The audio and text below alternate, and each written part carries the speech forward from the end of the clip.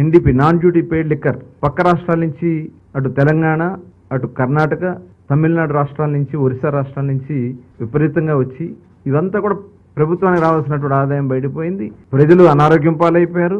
Illicit liquor కూడా విపరీతంగా పెరిగిపోయింది. ఇవన్నీ కూడా పరిశీలించిన తర్వాత గౌరవ ముఖ్యమంత్రి గారు ఒక బెస్ట్ పాలసీ, గతంలో కూడా 94 తర్వాత అప్పుడున్నటువంటి విధానాల్లో మార్పులు చేసి దేశంలోనే ఆదర్శంగా నిలిచింది. ఆ రోజున దేశంలో ఉన్నటువంటి అన్ని రాష్ట్రాలు వచ్చి ఆంధ్ర రాష్ట్రంలో చూసి ఎలాంటి పాలసీ అమలు జరుగుతుందని ఆ రోజు చూశారు. దాన్ని కూడా దృష్టిలో పెట్టుకుని ఒక బెస్ట్ పాలసీని తయారు చేయడం కోసం మా కమిటీ సభ్యులందరం కూడా డిపార్ట్మెంట్లో కూడా వాళ్ళు కూడా అధ్యయనం చేశారు.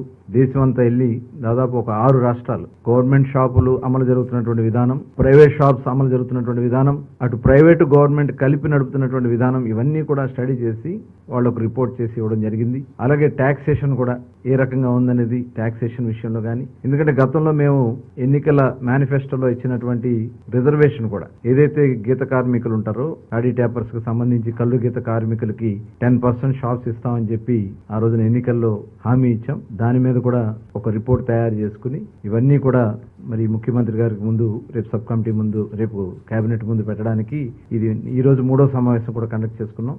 ముఖ్యమంత్రి మొత్తం 4 సమావేశాలు అయినాయి. రేపు కేబినెట్ ముందు మా ప్రపోజల్ దీన్ని మరి పెట్టాలని చెప్పి నిర్ణయించుకున్నాం.